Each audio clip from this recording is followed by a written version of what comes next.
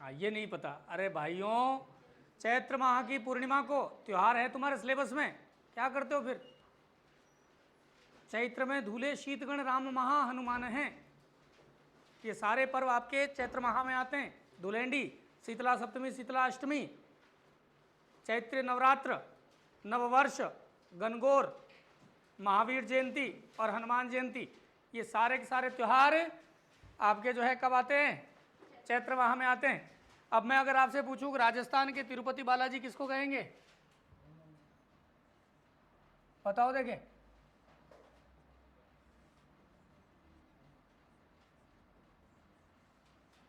राजस्थान के तिरुपति बालाजी किसको कहेंगे? मेहंदीपुर बालाजी।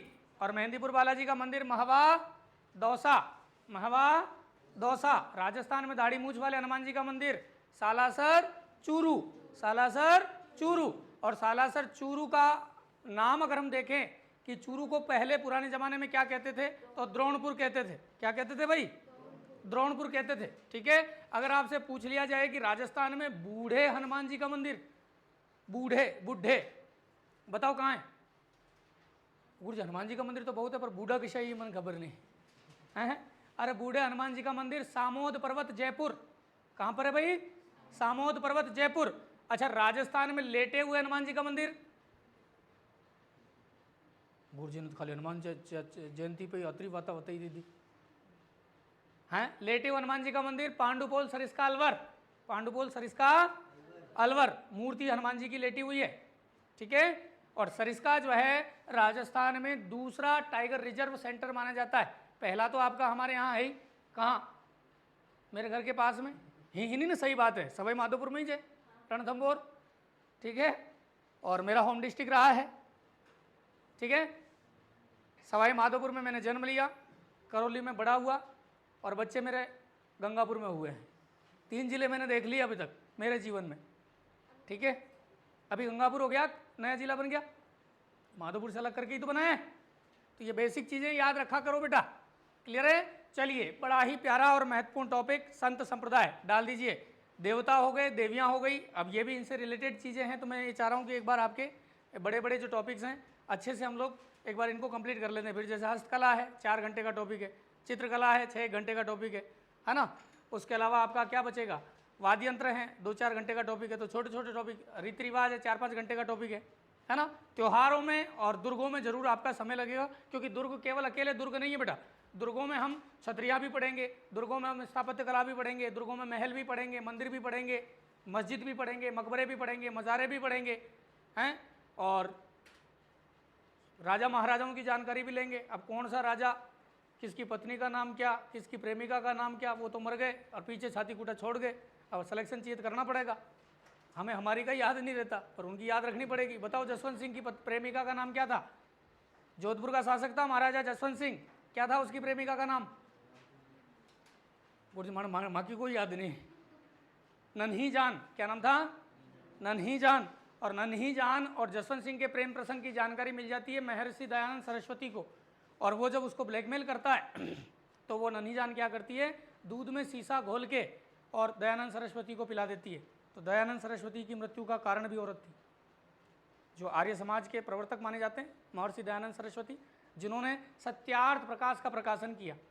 बहुत बड़ी पॉपुलर बुक है बेटा एक हमारे इंडिया की, सत्यार्थ प्रकाश। किसने लिखी? महर्षि दयानंद सरस्वती ने। कहाँ पर लिखी? आपके यहाँ नवलखा महल उदयपुर में लिखी। कहाँ लिखी? नवलखा महल उदयपुर में रखी। अब नवलखा महल उदयपुर में, नवलखा बावड़ी डूंगरपुर में, नवलखा दरवाजा सवाई माधोपुर में, नवलखा भंडार चित्तौड़गढ़ में, और नवलखा झील बूंदी में। नवलखा झील कहाँ है? और नवलखा किला झालावाड़ में। नवलखा किला कहाँ है? जब दुर्ग पढ़ेंगे तब लिखा दूंगा। आइए यहाँ पर टॉपिक आपके सामने संत संप्रदाय। कोई भी भैया बहन मुझे इन दोनों शब्दों को स्पष्ट करके बताए, what is meaning of the संत and what is meaning of the संप्रदाय। That's it. वेरी गुड, शाबाश, बहुत अच्छा इस बहन ने बताने का प्रयास किया। और कंप्लीटली मैं सेटिस्फाइड नहीं हूँ, 10 में से 8 नंबर देता हूँ आपको। और कोई?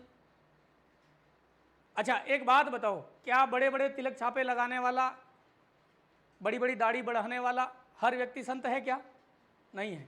आजकल के सब संत जोधपुर हैं या नहीं? तो क्या वो सभी संत हैं? नहीं। एक अच्छा सदगृहस्थ भी संत हो सकता है। मैं शादीशुदा हूं, लेकिन अगर मेरा नेचर एक संत की प्रवृत्ति का है, संत का मतलब क्या? परोपकाराय दुहंति गावः, परोपकाराय फलंति वृक्षः, परोपकाराय बहंती नद्यः और परोपकाराय संतय विभूतयः। परोपकार के लिए नदियां बहती हैं। नदी का जल सबके लिए। नदी कभी ये कहती है कि मेरा पानी ये तो पिएगी नहीं, ये नहीं पिएगी, सबके लिए समान है। परोपकाराय फलंति वृक्ष, वृक्षों के फल भी सबके लिए। परोपकाराय दुहंति गावा, परोपकार के लिए गाय दूध देती हैं। और परोपकाराय संतय विभूतया, परोपकार के लिए ही संतों का जन्म होता है। संत का मतलब क्या? आम का पेड़ एक आपने देखा, अभी यहाँ से छुट्टी होने के बाद आप गए सड़क किनारे, आपने एक आम का पेड़ देखा, उस पर बड़े रसीले आम कैटरीना कैफ स्लाइस वाले लटके हुए हैं, आपके मुंह में पानी आया, आपने सड़क किनारे से एक पत्थर उठाया और जोर से निशाना लगा के उस आम को तोड़ने के लिए उस पेड़ को पत्थर मारा। बदले में वह क्या पेड़ आपको पत्थर मारता है? नहीं। उस पत्थर की चोट को सहन करने के बाद भी वो आपको खाने के लिए क्या देगा? फल देगा, आम देगा। तो ये प्रवृत्ति जिस व्यक्ति की हो वो हर व्यक्ति क्या है भाई? अब वहां ठेका नहीं कि वो साहब विरक्त होना जरूरी है, कि शादी नहीं कर सकता, कि घर परिवार छोड़ना पड़ेगा, ऐसा कोई ठेका नहीं है। कहने का मतलब जिस व्यक्ति का जन्म परोपकार के लिए हुआ है, जो दूसरों पर उपकार करने के लिए जीता है, जो दूसरों की पीड़ा में स्वयं को पीड़ित महसूस कर ले। ये अगर मान लो मेरे सामने बैठ के रो रही है, तो इसको देख के अगर मुझे रोना आ गया तो मैं क्या हूं? हैं? और इसको देख करके, ये रोता हुआ देख करके मेरे को हंसी आ रही है, तो मैं संत नहीं हूं, फिर मैं क्या हूं? हाँ, तो समझ में आया? संत का मतलब समझ में आया? जिसका जन्म परोपकार के लिए हुआ है, दूसरों को उपकार करने के लिए जो जीता है, वह व्यक्ति संत है। जो गाली के बदले किसी को गाली नहीं दे, जिसके लिए सम्मान और अपमान का कोई महत्व नहीं, ना तो सम्मान पाकर के फूलता है और ना अपमान होने पर दुखी होता है, ऐसा हर व्यक्ति क्या है मेरे बच्चों? संत है। सपोज मैं एक संत हूं। अब मैंने कोई बात आपसे कही, कोई बात मैंने आपसे कही, और यहां मान लो 25 बच्चे आप बैठे हैं, तो जरूरी नहीं कि ये 25 के 25 बच्चे मेरी उस बात को एक्सेप्ट करेंगे, मानेंगे, कंपलसरी नहीं है। लेकिन इन 25 में से 5 बच्चे भी मेरी उस बात से सहमत हो गए, तो वो पांचों मेरी क्या हैं? यानी किसी संत ने कोई विचार दिया और उस विचार से सहमत जो जन समुदाय है, जो लोगों का समूह है, वो संत की क्या कहलाएगी? आ गया क्या समझ में? परिभाषा समझ में आई क्या? सुनने में, देखने में शब्द बड़े छोटे लग रहे हैं, लेकिन इनका अर्थ देखिए आप कितना गहन है। डेफिनेशन लिख लो संतों की। और मैं स्वयं जिस परंपरा से आता हूं, जिस विचारधारा को मानता हूं, सबसे पहले उसी विचारधारा की जानकारी आपको देता हूं।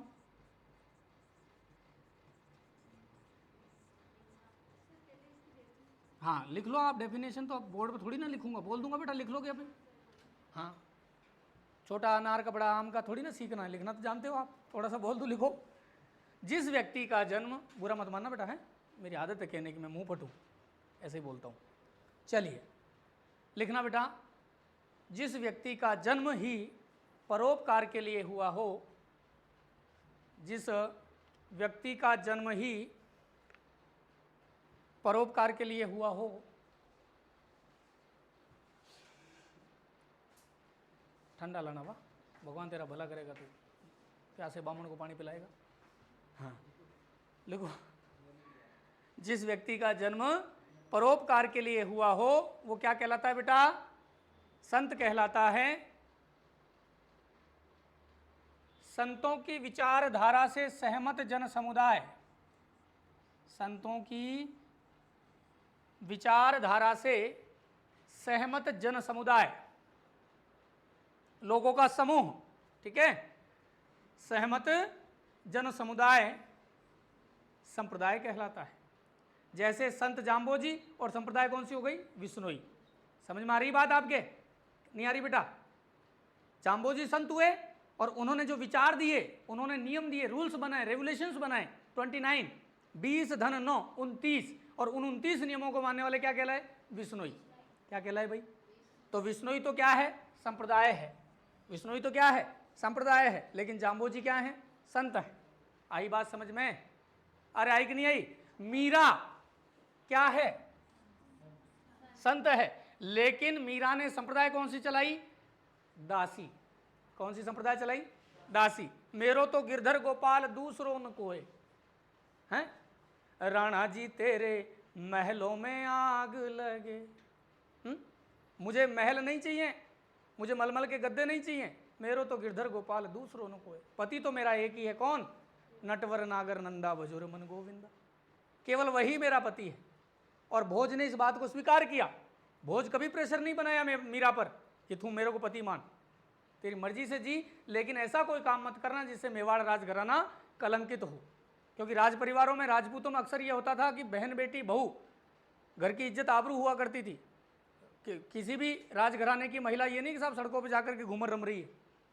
लेकिन मीरा तो कि मीरा दीवानी हो गई रे, मीरा मस्तानी हो गई। वो तो श्याम नाम में लीन थी और नृत्य करती रहती थी एक तारा बजाते हुए। तो जिसको उसका रंग चढ़ गया, परमात्मा का रंग जिस पर चढ़ गया, वो क्या बन जाता है? संत बन जाता है। क्या बन जाता है भाई? हाँ, कोई तो कहते हैं कि भाई किसी को तो धन का घमंड होता है।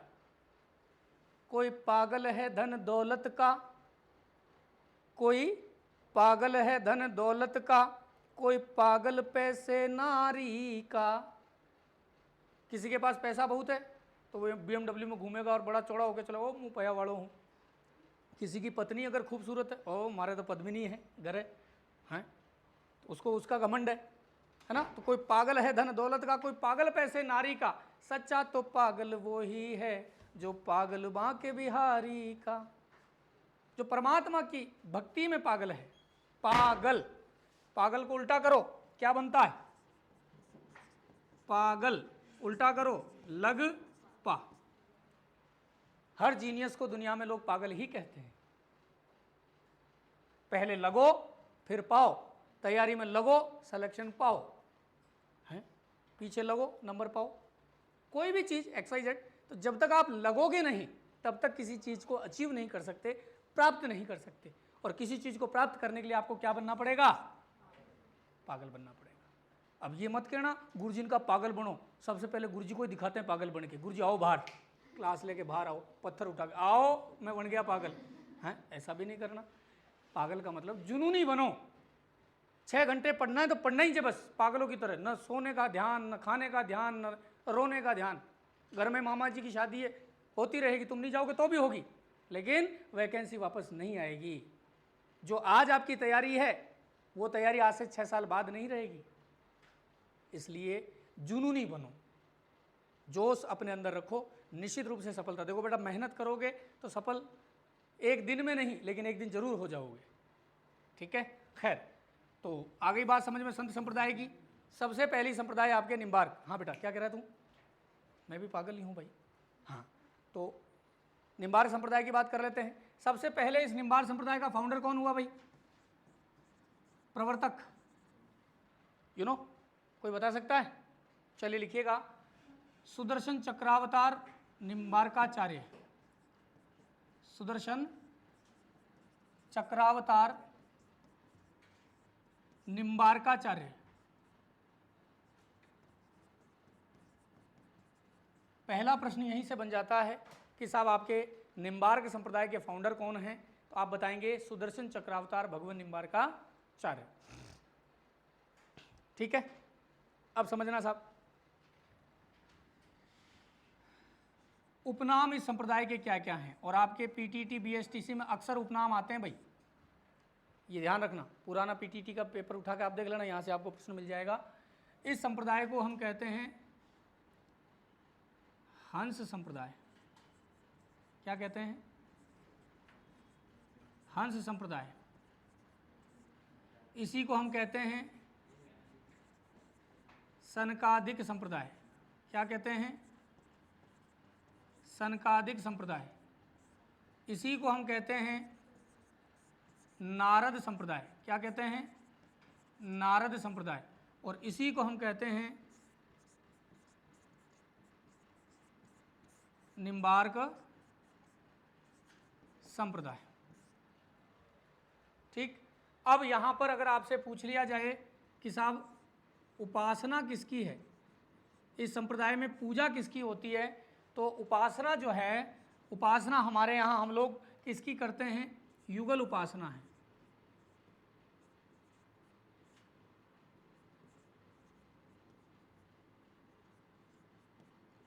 युगल उपासना का मतलब समझ रहे हैं, जोड़े से, अकेले कृष्ण की पूजा हमारे यहाँ नहीं होती।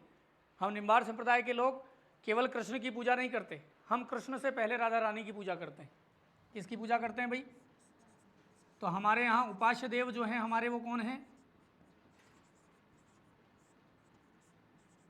राधा माधव प्रभु एंड सर्वेश्वर प्रभु। निम्बार संप्रदाय में उपासना किसकी है बेटा, राधा माधव की है। अर्थात हम लोग कहते हैं कि अगर राधा की कृपा आप पर हो गई तो कृष्ण को तो अपना आप करनी ही पड़ेगी।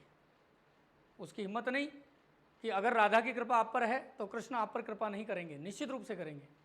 तो हम लोग कृष्ण से ज़्यादा महत्व किसको देते हैं, राधा रानी को। यानी कि निम्बार संप्रदाय के लोग मोस्टली किसको महत्व देते हैं, राधा रानी को। और आपने देखा होगा उद्बोधन वाक्य, जो हमारा उद्बोधन वाक्य है या जो देह वाक्य है वो क्या है,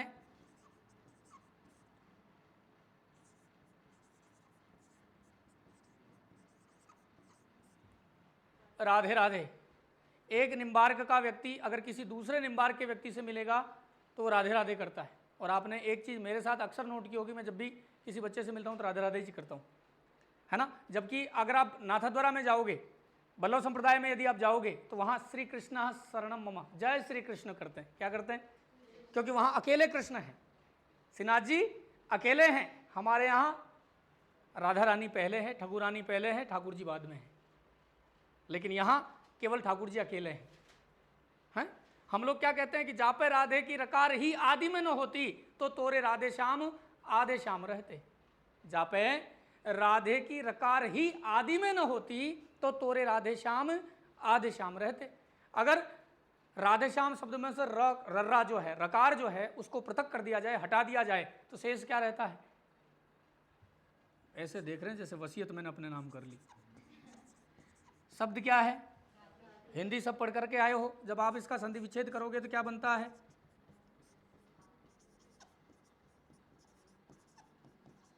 यही ना बनता है। अब इस रर्रा को हटाओ, आधे रे में पूरा आ मिला तभी ना रा बना। अब रा को हटा दो तो क्या बच गया, तो बिना राधे के श्याम कैसे हैं, आधे हैं। ये हमारी मान्यता है, हमारी, इट मीन्स निम्बार्क संप्रदाय के लोगों की। क्लियर है। निम्बार्क संप्रदाय के लोग कहते हैं कि राधा रानी पहले है। क्लियर है। तो उद्बोधन वाक्य क्या हो गया, राधे राधे। जैसे एक राजपूत दूसरे राजपूत से मिलता है तो क्या कहता है, जय माता दी हुकम खमा गणी, उनका अपना उद्बोधन वाक्य। एक जैनी दूसरे जैनी से मिलेगा कहेगा जय जिनेन्द्र, उनका अपना उद्बोधन वाक्य। एक रामस्नेही का व्यक्ति दूसरे रामस्नेही से मिलेगा तो राम जी राम करता है। और गांव में राम राम, बूढ़ा डोकरा किसी दूसरे बुजुर्ग व्यक्ति से मिलेगा राम राम सा, करते नहीं करते। तो ये एक शिष्टाचार की परंपरा हमारे यहाँ भारत में रही है, जो किसने दी, संतों ने दी। किसने दी भाई, किसी येन केन प्रकारेण भगवत स्मरण होना चाहिए, भगवत के नाम का उच्चारण हमारे मुख से होना चाहिए। ये एक मोटिव था इनका, उद्देश्य क्या था कि किसी भी तरीके से भगवान के नाम का उच्चारण होना चाहिए। ठीक हो गई बात।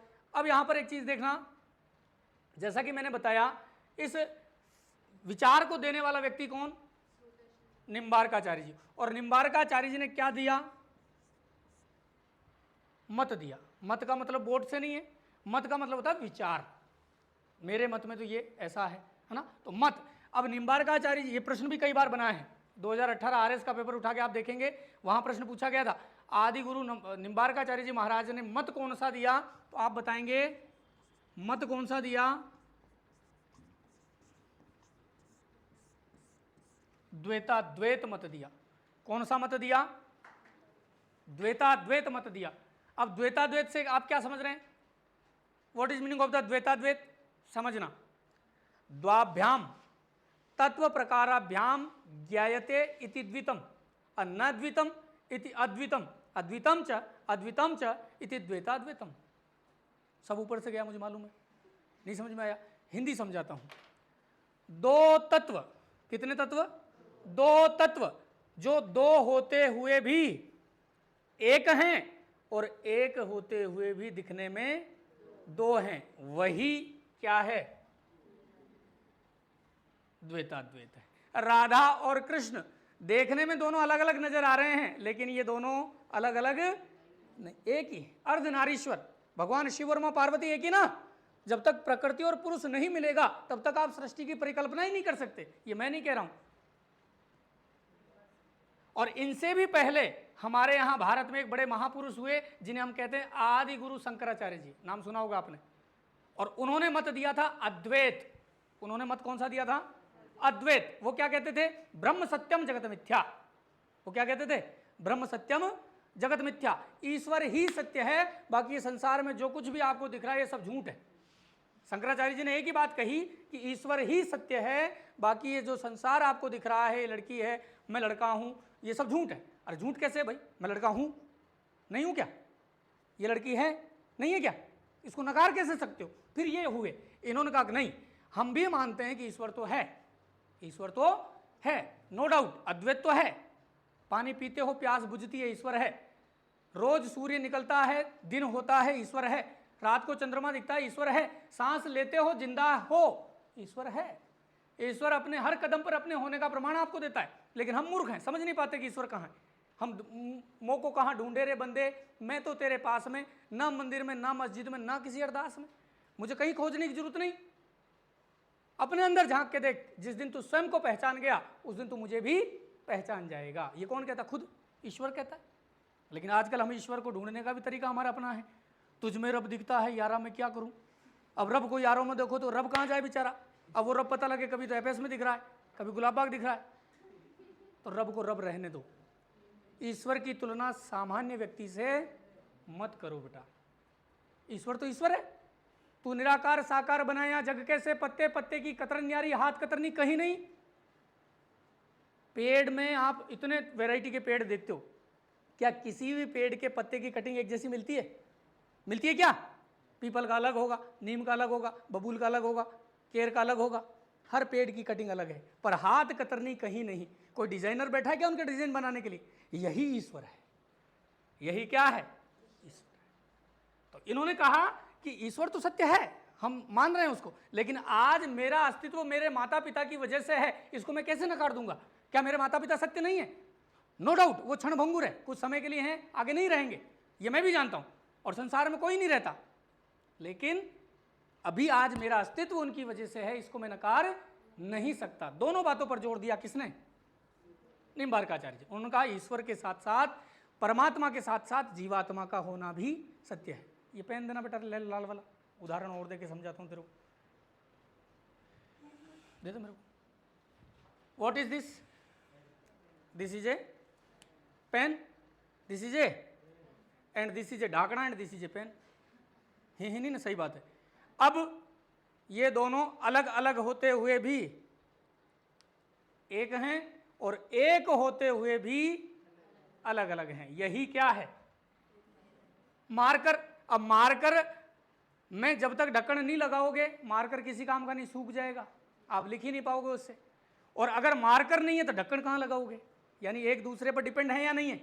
अब ये अलग अलग होते हुए भी एक हैं और एक होते हुए भी अलग अलग हैं। यही क्या है? द्वैताद्वैत। ये किसने कहा? आज से 5148 वर्ष पूर्व, 5148 साल पहले कौन सा युग था? द्वापर युग। कितने? अरे कितने? जोर से बोलो, आवाज नहीं आई। कौन कौन से? सतयुग में तप आचरण, सुनिएगा ध्यान से। सतयुग में तप आचरण, त्रेता जगी उपचार, द्वापर पूजा परसुरा, कल कीर्तन में सार। सतयुग में तप आचरण। सतयुग में लोग तपस्या का आचरण करते थे, एक टांग पर खड़े रहते थे हजारों साल तक। आज 1 घंटा खड़ा रह के देखो, लोग सत्य बोलते थे, झूठ नहीं बोलते थे। और जब से ये दूरभाष यंत्र आया तब से तो हम महा झूठे बन गए हैं। कटे है तू मुँह चेटक, वेगा पंचवटी बतावा का कटे चेटक। अरे तो झूठ कहाँ बोल रहे हो भैया, झूठ नहीं बोलना चाहिए। समझ में आई बात। तो सतयुग में तपस्या का आचरण, त्रेता जगह उपचार। त्रेता में परमपिता परमात्मा भगवान राम का जन्म हुआ और त्रेता में लोग उपचार करने लगे। उपचार का मतलब काला टीका लगाओ नजर नहीं लगेगी, मकान नया बनाए काली हांडी उल्टी रख दो, उस पर भी किसी की बुरी नजर नहीं लगी। तो तन टोट के जो तंत्र मंत्र आया वो कब आया, त्रेता युग में आया। कौन से युग में आया, द्वापर पूजा परशुरा। और भगवान कृष्ण का जन्म हुआ द्वापर युग में। उस समय मूर्ति पूजा का प्रचलन हमारे भारतीय समाज में आया, उससे पहले मूर्ति पूजा नहीं थी। द्वापर युग में भगवान कृष्ण के टाइम पर मूर्ति पूजा होने लगी। हम अपने आराध्य को पत्थर में मान करके और उसकी पूजा करते थे। कली कीर्तन में सार, कलयुग में तो केवल कीर्तन में ही सार है। 2 मिनट भी आप सच्चे मन से ईश्वर का स्मरण कर लो, उसी में परमात्मा आपका बेड़ा पार कर देगा। रामचरितमानस में लिखा है गोस्वामी तुलसीदास जी महाराज ने, क्या लिखा है कि कलयुग केवल नाम आधारा, सुमिर सुमिर नर उतरहि पारा। केवल नाम का आधार है, 2 मिनट ले लो आप, उसी से आपका कल्याण हो जाएगा। समझ में आ गई क्या बात। तो अब होता क्या है कि जब द्वापर में भगवान कृष्ण अपने देह को छोड़कर, संसार को छोड़ करके जब अपने लोक में चले गए, तो वहां जाकर के उन्होंने देखा कि जो धरती के लोग हैं, हमारे भूमि के जो भूलोक के वासी हैं, वो धर्म से विमुख हो गए हैं। धर्म को छोड़ करके अधर्म की ओर अग्रसर हो रहे हैं, अधर्म की ओर बढ़ रहे हैं। तब उन्होंने, किन्होंने, भगवान श्री कृष्ण ने अपने चक्र सुदर्शन को आदेश दिया कि आप धरती पर जाइए और जाकर के जो लोग धर्म से विमुख होकर के अधर्म का रास्ता चुन रहे हैं, उन्हें वापस किस पर लाइए, धर्म के रास्ते पर लाइए। और इसीलिए हम यहाँ कहते हैं कि धर्मौ रक्षति रक्षिता। धर्म की अगर तुम रक्षा करोगे तो धर्म निश्चित रूप से तुम्हारी रक्षा करेगा। और जिस भूमि पर आप बैठे हैं, मेवाड़, यहाँ मेवाड़ राजघराने का स्लोगन है, आपको याद होगा, जो दृढ़ राखे धर्म को ते ही राखे करतार। पढ़ा होगा, सुना होगा कोटेशन आपने कई बार। तो जो अपने धर्म पर दृढ़ रहता है उसकी रक्षा करतार अर्थात भगवान स्वयं करते हैं। समझ में आ रही बात। इसलिए धर्म पर दृढ़ रखें, दृढ़ रहें। ठीक, तो ये हो गई बात। अब होता क्या है कि इन्होंने जन्म लिया तो इनके जो सांसारिक पिता थे, किनके, निम्बारकाचार्य जी के जो पिताजी थे, पिताजी का नाम था अरुण ऋषि। क्या नाम था भाई, नो डाउट अवतारी तो हैं, लेकिन अब मानव रूप लेकर के आ रहे हैं तो माता पिता तो होंगे ना भाई। बिना माता पिता के उनका अस्तित्व रहेगा, नहीं रहेगा। तो इनके सांसारिक पिता जो थे उनका नाम क्या था, अरुण ऋषि। बात करते हैं इनकी मातुश्री की, और इनकी जो माताजी थी उनका नाम था जयंती देवी। क्या नाम था, जयंती देवी। और जन्म स्थान की यदि बात करें तो जन्म स्थान इनका गोदावरी नदी के तट पर, गोदावरी नदी के तट पर मूंगी पैठन, लैंडमार्क है, जगह का नाम है, अंडरलाइन कर लेना। मूंगी पैठन नामक स्थान पर हुआ।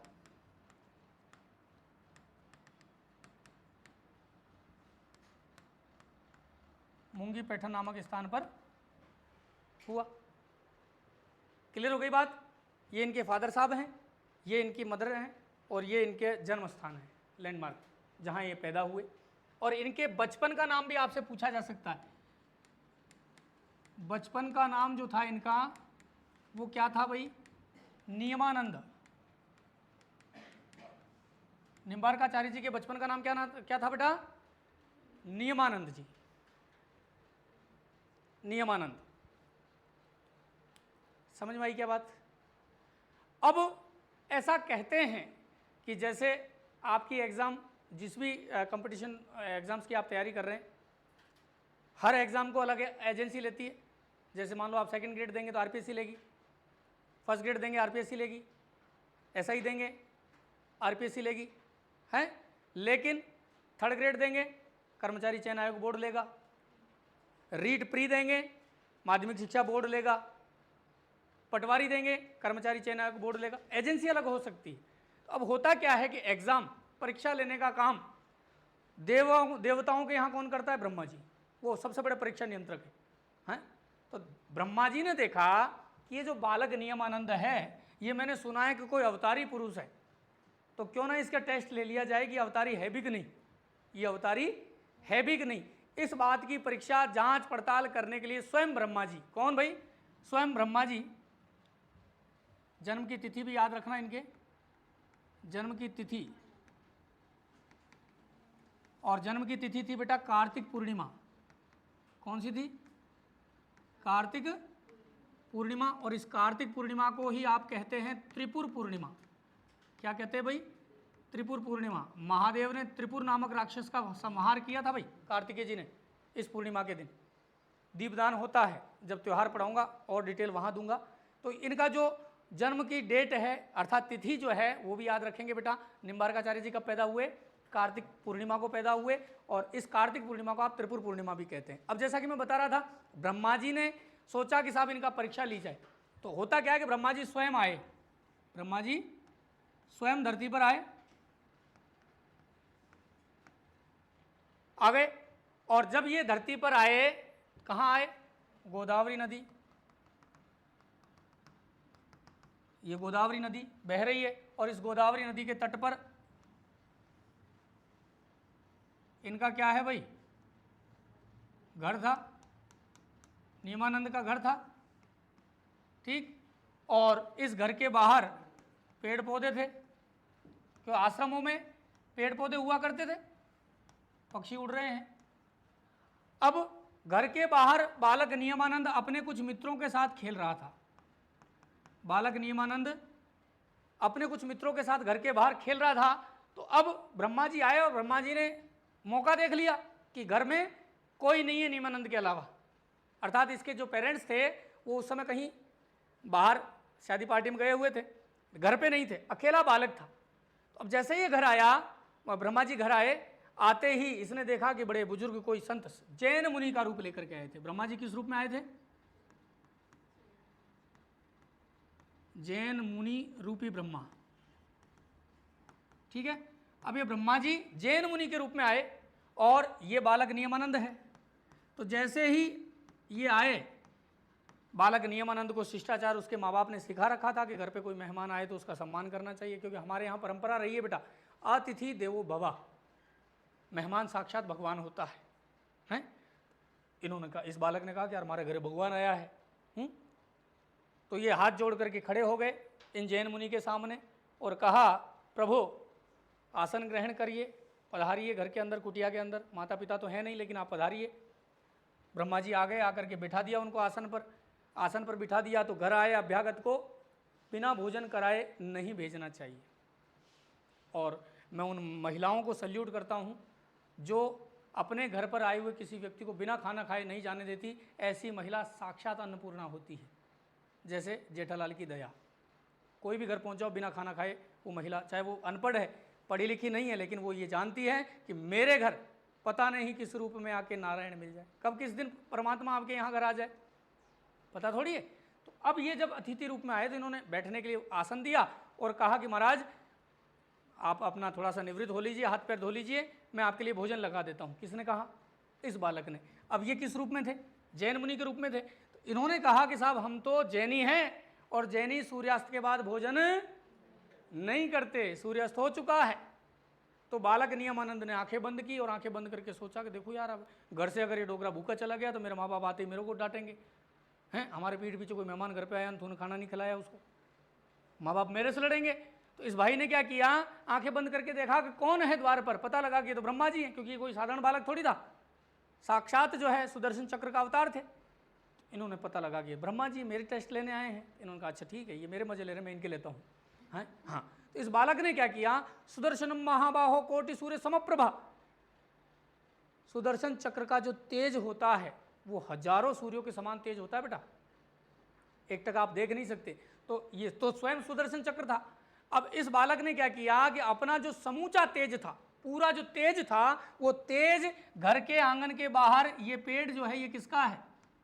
नीम का पेड़ था। किसका पेड़ था रे? इस नीम के पेड़ में पूरा का पूरा तेज जो है उतार दिया और ये नीम का पेड़ चमकने लगा। ये नीम का पेड़ चमकने लगा।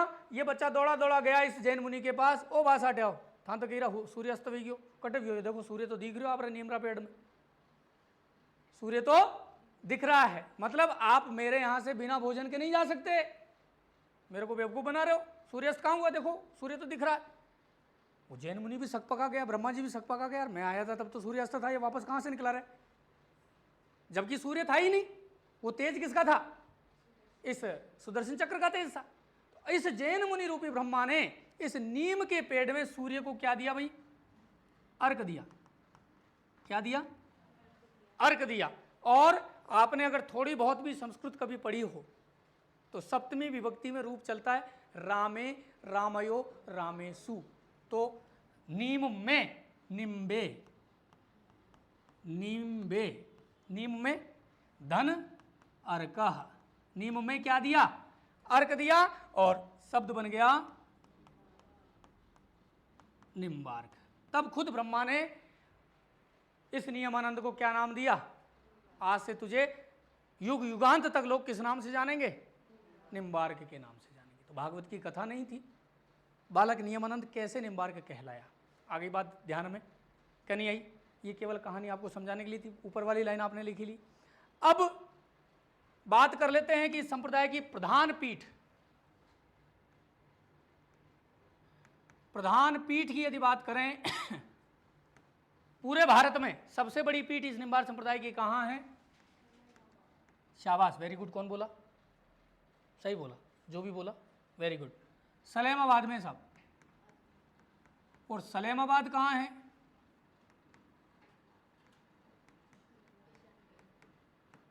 किशनगढ़ में। और किशनगढ़ कहाँ है, अजमेर में। और अजमेर कहाँ है, राजस्थान में। अंडों की टोकरी कह लें, ख्वाजा की नगरी कह लें, राजस्थान का हृदय कह लें, ये किसके नाम है, अजमेर के। अजमेर को ही अंडों की टोकरी कहते हैं, अजमेर को ही ख्वाजा की नगरी कहते हैं, और अजमेर को ही आप राजस्थान का हृदय भी कहते हैं। हार्ट ऑफ द राजस्थान किस सिटी को कहोगे, अजमेर को कहोगे। तो यहाँ पर ये जो निम्बार्क संप्रदाय की क्या है भाई, प्रधान पीठ है। और दूसरी पीठ यदि पूछी जाए, दूसरी पीठ पूछी जाए तो आपके कहाँ पर है भाई, उदयपुर में। चंपालाल धर्मशाला के सामने निम्बार्क कॉलेज आपने देखा भी होगा, नाम भी सुना होगा, इसी परंपरा से। अस्थल मंदिर सूरजबोल में है, वो दूसरी पीठ है इस परंपरा की। कौन सी परंपरा की, निम्बार्क संप्रदाय की। और भारत में यदि पूछा जाए भारत में पीठ कौन सी है, तो भारत में पीठ याद रखना बेटा, वृंदावन उत्तर प्रदेश। भारत में पीठ कौन सी है, वृंदावन उत्तर प्रदेश। समझ में आया क्या, आया क्या, तीन चीजें हो गई। अखिल भारतीय निम्बार्क संप्रदाय की प्रधान पीठ अगर आपसे पूछी जाए, आप बताएंगे सलेमाबाद, किशनगढ़, अजमेर। राजस्थान में दूसरी पीठ पूछी जाए, आप बताएंगे उदयपुर। भारत में पीठ पूछी जाए, आप बताएंगे वृंदावन उत्तर। कोई दिक्कत है क्या, आया समझ में यहां तक। अब समझना साहब, ये जो सलेमाबाद है, इस सलेमाबाद के संस्थापक कौन है, राजस्थान में इस पीठ के संस्थापक कौन है,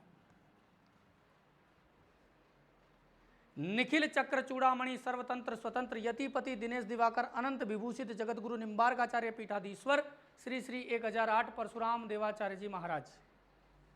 एक व्यक्ति का नाम है, गांव का नाम नहीं है। उपाधियां महाणा कुंभा को 14 थी, तो संतों में भी उपाधियां दी जाती हैं। तो निखिल चक्र चूड़ामणि सर्वतंत्र स्वतंत्र यतिपति दिनेश दिवाकर अनंत विभूषित जगतगुरु निम्बार्काचार्य पीठाधीश्वर श्री श्री 1008 परशुराम देवाचार्य जी महाराज जो हैं, ये इस पीठ के क्या हैं, संस्थापक हैं। ये इस पीठ के क्या हैं, संस्थापक हैं। ठीक, इतना ही नाम याद रखें आप तो, परशुराम देवाचार्य जी महाराज। ये तो है पहले, ये तो है पहले। और प्रेजेंट में अगर आपसे कोई पूछ ले कि साहब वर्तमान जो गादीपति है निम्बार्क संप्रदाय के वो कौन है, तो आप बताएंगे श्री श्याम शरण देवाचार्य जी महाराज। श्याम शरण देवाचार्य जी श्री श्री जी महाराज,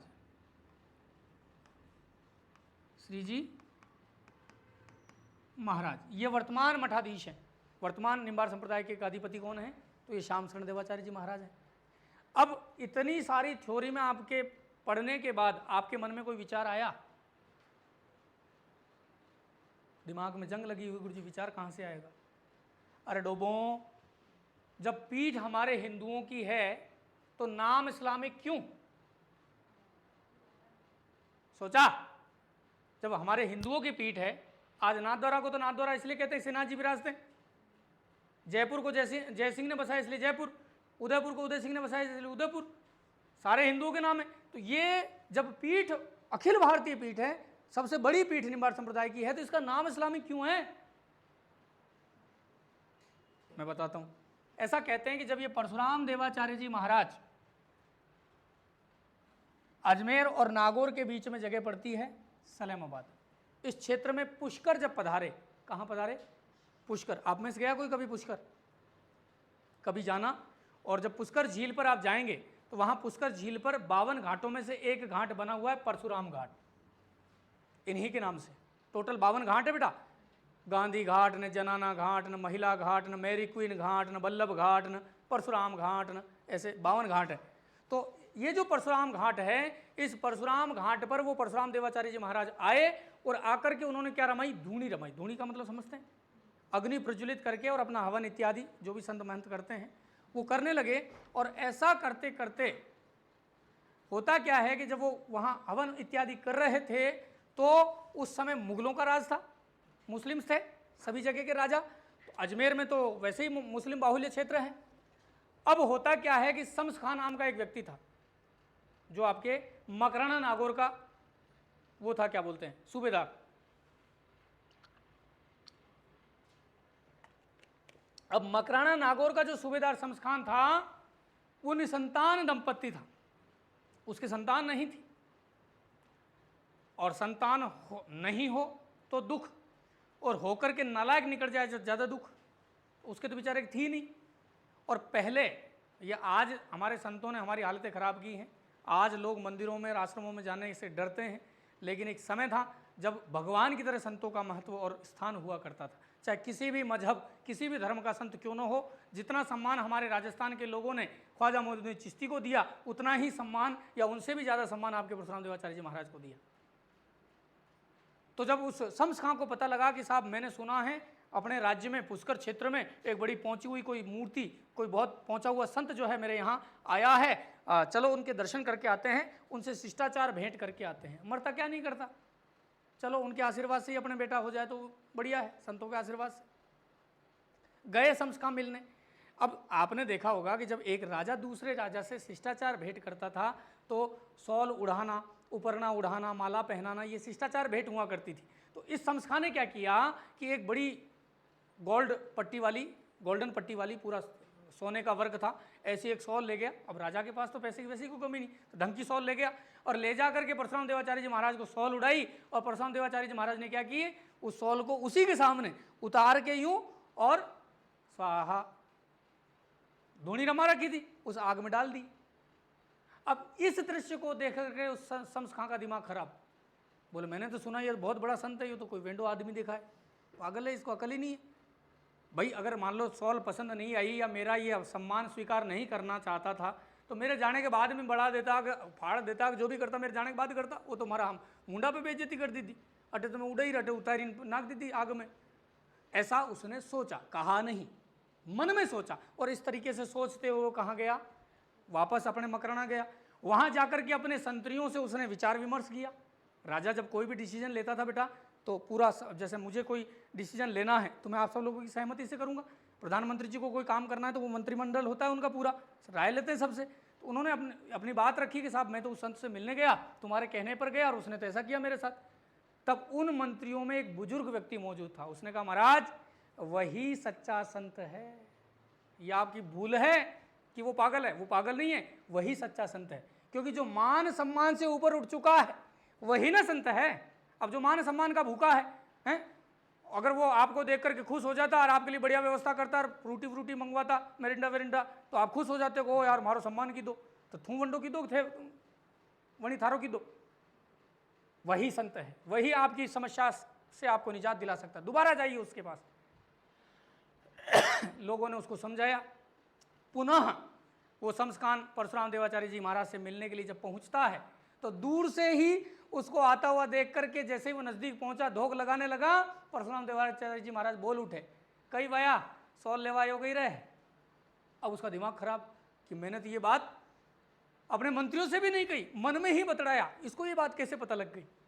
पैरों में गिर गया, महाराज क्षमा कर दो, मरता क्या नहीं करता, बूढ़ो वी गयो 65 साल वेवन आयो, छोरा छोरी नहीं है, अतरो लंबो चौड़ो राज्य है, साम्राज्य है, कौन हमारेगा हमारे पास है।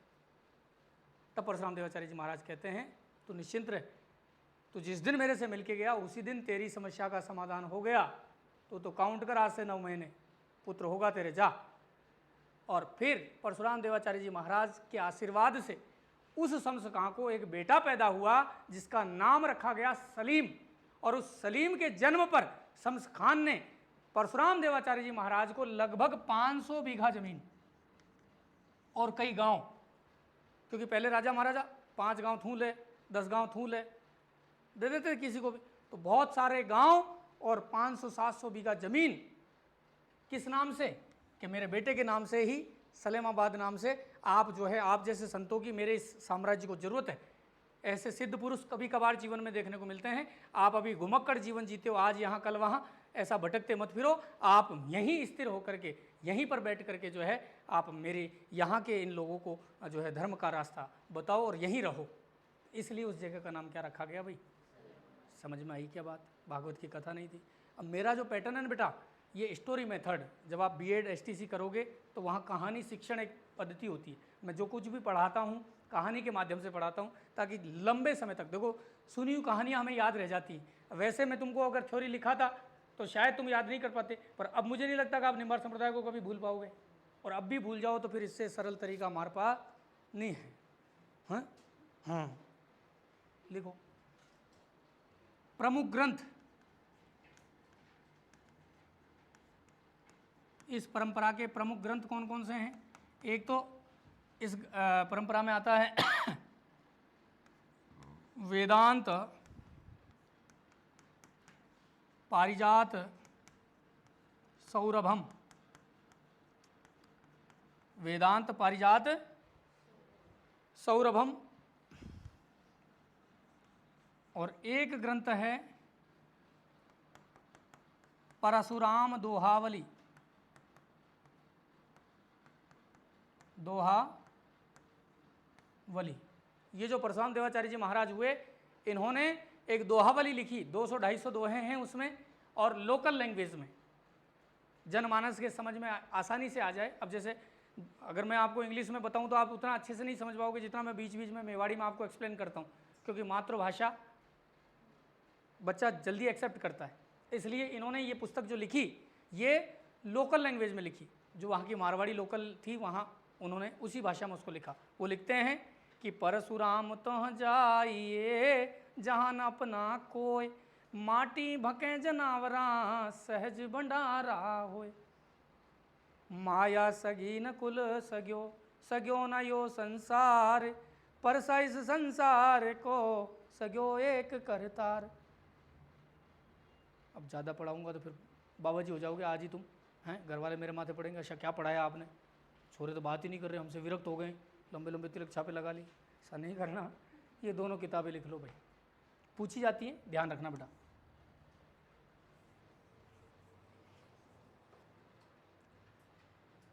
लिख ली, ये थी आपके निम्बार्क संप्रदाय। और एक चीज़ और लिख लो लास्ट में नोट डाल के, प्रतिवर्ष राधाष्टमी के अवसर पर, प्रतिवर्ष राधाष्टमी कब मनाई जाती है बताओ गुड़िया, शाबाश, भाद्रपद शुक्ला अष्टमी, क्योंकि कृष्णाष्टमी को कान्हा जी और शुक्लाष्टमी को राधा जी। शुक्ल में रातें चांदनी होती हैं, इसलिए राधा रानी गौर वर्ण की हैं, गोरी हैं, और कृष्ण में रातें काली होती हैं, इसलिए सांवरा मेरा काला है। समझ में आ गई बात। हाँ, राधा रानी भगवान कृष्ण से 1.5 महीने बड़ी हैं। और ताज्जुब की बात तो ये देखो, जेठ जी, पिया जी और स्वयं एक ही महीने में पैदा हुई। बलदेव जी का भी जन्मदिन आपके भाद्रपद में ही आता है, हलदर छठ आती है ना, श्री कृष्ण जन्माष्टमी भाद्रपद में आती है। और राधा रानी का स्वयं का जन्मदिन भी, राधा रानी की माँ का नाम क्या था, पिता का तो सबको पता है, वृषभानु लली, राधा रानी के पिता का नाम तो वृषभानु था, माँ का नाम क्या था? माँ का कोई जिक्र ही नहीं करता। जिसने 9 माह उनको गर्भ में रखा, अनेकों यातनाएं सहन करके दुनिया दिखाई, उसको कोई बेचारा याद ही नहीं करता। कीरत, राधा रानी की माँ का नाम क्या था? कीरत। और कीरत सिंह सोडा की छतरी राजस्थान में कहाँ? जाने हमारा भाई जी, पूछा मत करो गुरु जी, आप पूछते इतना नहीं, मर जाती है। जो मर गई जिंदा हो गई एक बार और मरती है। हैं पालीवाल साहब, पता है क्या? चलो कल के लिए प्रश्न याद करके देख के लाना, कीरत सिंह सोडा की छतरी। ये थी आपकी निम्बार संप्रदाय। क्लियर? दूसरी संप्रदाय, अब आपकी मर्जी हो जो पढ़ लो। कौन सी पढ़ाऊँ? हैं समय भी 5 मिनट बचा है।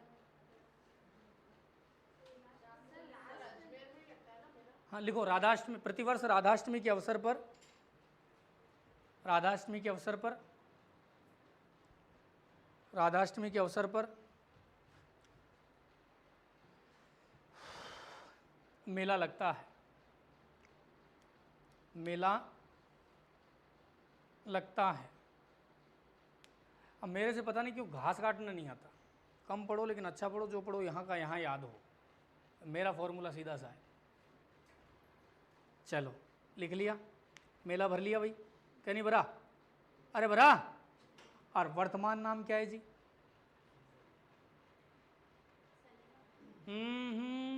यही तो बात है। अरे भाई मेरे,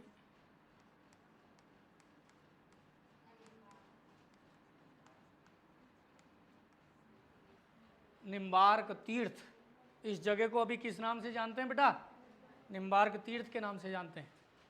पहले सलेमाबाद कहते थे, आजकल नाम बदलने का ट्रेंड चल रहा है। योगी जी ने यूपी में बहुत बदल दिए। हाँ, इलाहाबाद को प्रयागराज कर दिया, क्या नहीं किया? नाम बदल रहे ना। तो और ये आज हम नया नहीं कर रहे हैं, हमारे शहरों को मुगलों ने नाम बदले। अहमदनगर, अहमदाबाद हो गया, इलाहाबाद, फिरोजाबाद, गाजियाबाद, ये जितने भी आबाद हैं ये सब मुगलों ही ने नाम रखे हैं। हाँ, मीनानगर, मीनानगर था हैदराबाद, उसको हैदराबाद बना दिया, है ना। अच्छा, पूछा जाए कि भारत में मोतियों का शहर, भारत में भाई, मगर तो राजस्थान में खबर नहीं, भारत में गुरुजी कटे पूछा था। हैदराबाद मोतियों का शहर कहलाता बेटा, ध्यान रख लेना। नवाबों का शहर और मोतियों का शहर भारत में हैदराबाद, और नवाबों की नगरी राजस्थान में टोंक। आगे बात समझ में? तो बहुत अच्छे प्रश्न बनते हैं, इनको याद रखा करो, ठीक है। मेरी गारंटी आपसे, एक बार कल्चर आपने ढंग से पढ़ ली ना, तो ज़िंदगी में कभी कल्चर का कोई क्वेश्चन आप गलत नहीं करोगे, चाहे PTT से लगा करके RS प्री तक का कोई भी एग्जाम दे लेना, वादा है मेरा आपसे। और इस रजिस्टर को संभाल के रखना, बार बार नोट्स बनते नहीं। और जब दुर्ग पढ़ाऊँ तो गाइड की भी जरूरत नहीं पड़ेगी आपको। 2-2.5 हज़ार रुपये गाइड को देते हो, वो मेरे को दे के जाना। जब भी किसी दुर्ग में घूमने जाओ, सारी चीज़ें मैं यहीं लिखा दूंगा, आप देख के आना सब, हैं। हाँ चलिए, निम्बार्क तीर्थ हो गया। अब किशनगढ़ का यदि जिक्र करें तो किशनगढ़ से भी बहुत सारे प्रश्न आपके बन जाते हैं। जैसे एक तो हमारे यहाँ इंडियन मोनालिसा, भारतीय मोनालिसा जो बनी ठनी पेंटिंग है, वो कहाँ की फेमस है? किशनगढ़ की फेमस है। बहुत बार प्रश्न बनता है, और अभी आया लेटेस्ट, अभी कौन सा एग्जाम हुआ उसमें भी पूछा बनी ठनी आपके, नाक का आभूषण बेसरी हैं, मूल नाम क्या था बनी ठनी का? बनी ठनी तो सुना है गुरुजी, मूल नाम तो हमने ही नहीं सुना। बता बेटा छोटू, हैं? ब्रिज कंवर गुजरी, ब्रिज कंवर गुजरी कहाँ की रहने वाली थी? अपने घर की? सुरसरा अजमेर की रहने वाली थी। कहाँ की रहने वाली थी? सुरसरा अजमेर की। प्रेमिका किसकी थी? अपने प्रेमी की। क्या नाम था उसके प्रेमी का? किशनगढ़ के महाराज सावंत सिंह। और सावंत सिंह कृष्ण भक्त थे, इसलिए कहलाते थे नागरीदास। और सावंत सिंह के दरबार में एक बड़ा फेमस पेंटर हुआ है मोराध्वज निहाल चंद। उस मोराध्वज निहाल चंद ने एक बड़ी सुंदर पेंटिंग बनाई, जिसे एरिक डिक्सन और फैयाज अली, ये 2 विद्वान हुए जिन्होंने इंडियन मोनालिसा कहा। जबकि ओरिजिनल जो वर्ल्ड फेमस मोनालिसा पेंटिंग है, उसका पेंटर कौन है? भारत की मोनालिसा तो आप बनी ठनी को कह रहे हो, उसके पेंटर का नाम मोरध्वज निहाल चंद है, यहां तक तो स्पष्ट हो गई बात। लेकिन मैं पूछ रहा हूं वर्ल्ड फेमस जो मोनालिसा पेंटिंग है उस पेंटिंग का पेंटर कौन? अरे ये तो बहुत अच्छा प्रश्न है बेटा, लियोनार्डो द विंची। क्या नाम था? Leonardo da Vinci. कहां के थे? राहुल गांधी की ससुराल के। हिन्दी ने, सही बात है। और ये एक अर्धनारीश्वर थे, अर्थात ऐसा कहते हैं कि ये कंदर वो थे, किन्नर। तो इन्होंने अपने आप का चित्र बनाया है, कुछ लोग तो ये कहते हैं, और कुछ लोग ये कहते हैं कि लियोनार्डो द विंची ने एक गर्भवती महिला का, प्रेग्नेंट लेडी का चित्र बनाया। वो जो मोनालिसा पेंटिंग है ना बेटा, वो एक प्रेग्नेंट लेडी का चित्र है। और जब महिला प्रेग्नेंट होती है उस समय उसके चेहरे पर एक अजीब ही ग्लो आ जाता है, निखार आ जाता है, मतलब उस महिला के चेहरे पर। तो उस निखार को उस चित्र के माध्यम से अभिव्यक्त करने का प्रयास किया किसने? लियोनार्डो द विंची ने। और उस पेंटिंग की दो खासियत बताता हूं आपको। ओरिजिनल जो मोनालिसा पेंटिंग है उस पेंटिंग की खासियत है दो। क्या खासियत है? एक खासियत तो ये है कि उसको आप दीवार के किसी भी एंगल पर लगा दीजिए, जब आप उस पेंटिंग को देखेंगे, किसी भी एंगल से जब आप उस पेंटिंग को देखेंगे तो आपको ऐसा लगेगा वो पेंटिंग केवल और केवल आप ही को देख रही है। उसकी आंखों में इस तरीके से उसने डिजाइन बनाई है। सोचो कितनी बड़ी बात है। और इसीलिए वो फेमस हुई। और दूसरी, जब कोई भी चित्र हम बनाते हैं तो उस चित्र में हम कलर ब्रश को यूं पकड़ के यूं भरते हैं, लेकिन इस पेंटिंग में कलर डॉट डॉट करके भरा गया है, ऐसे करके भरा गया है। ठीक, अब जैसे मैंने सफ़ेद पोशाक पहन रखी है और मैं चला गया दीदी के यहाँ, इनकी सिस्टर की शादी में, हैं, मटर पनीर की सब्जी देख के टूट के पड़ा। उसमें पता लगा कि साहब पनीर तो दिख रहा है, मटर गायब और तेल तैर रहा है। अब उस एक तेल का छींटा अगर मेरे इस कुर्ते पर हल्का सा गिर गया तो छोटा सा छींटा गिरा, लेकिन वो कपड़े पर फैलता है, नहीं फैलता? फैलता है। तो अब जो डॉट इस तरीके से लगा करके भरे गए हैं उस मोनालिसा में, जैसे जैसे ये पेंटिंग पुरानी हो रही है, जैसे जैसे दिन निकल रहे हैं, ये डॉट फैल रहे हैं। और जैसे जैसे डॉट फैल रहे हैं इस पेंटिंग की मुस्कान में निखार आ रहा है। दिन ब दिन इस मोनालिसा की जो मुस्कान है वो निखर रही है। पहले ये ऐसी थी, अब ऐसी हो गई है। ठीक है, तो ये कहाँ की बात है? किशनगढ़ की बात ही बातों में मैंने आपको बनी ठनी भी पढ़ा दी। खैर, आज समय नहीं था दूसरी संप्रदाय को लेने का, टॉपिक शुरू किया इसलिए थोड़ा सा समय ज़्यादा लगा। समझ में आया बेटा?